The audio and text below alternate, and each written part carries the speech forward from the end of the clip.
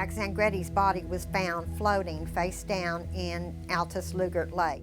I've never heard of the Zanghetti case before you guys stepped in.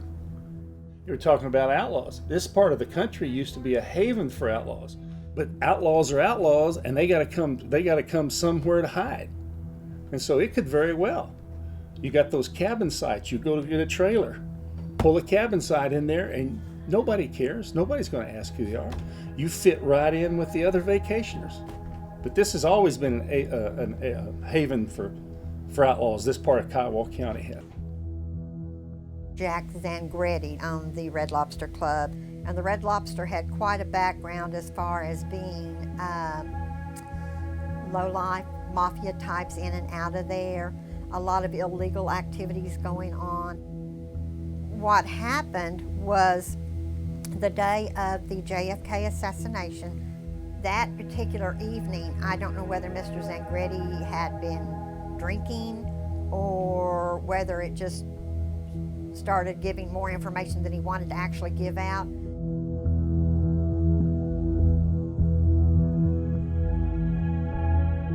The name Zanghetti is not a real common name for this area, and the records in the Kiowa County Clerk's office indicate that there was a Zanghetti in Kiowa County back in the 1960s and the early 60s, around 62, 63.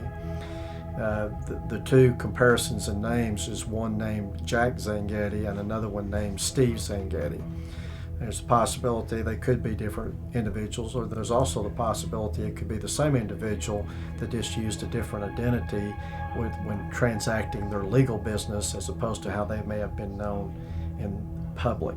He did have some criminal history. 3 or 4 months prior to him being found in the lake, he apparently was charged with an assault and battery crime. The history on that little hotel there on the south of Long Wolf, down towards the lake on the west side of the road, it's a blue steel abandoned building now. That used to be a bar, 4 or 5 room hotel. And evidently that may have been owned by this Mr. Zanghetti. The general consensus was that other mobsters had killed him to shut him up, but actually there was more going on than that. Jack Ruby actually shot and killed Lee Harvey Oswald. And there it had been talked about the night before in the Red Lobster Club that this was the event that was going to happen. A lot of people really kind of didn't care because they felt like kind of good riddance because of the type of person he was. Come with an untimely death. It appears from the information that's been provided to us, he may have been shot and put in the lake.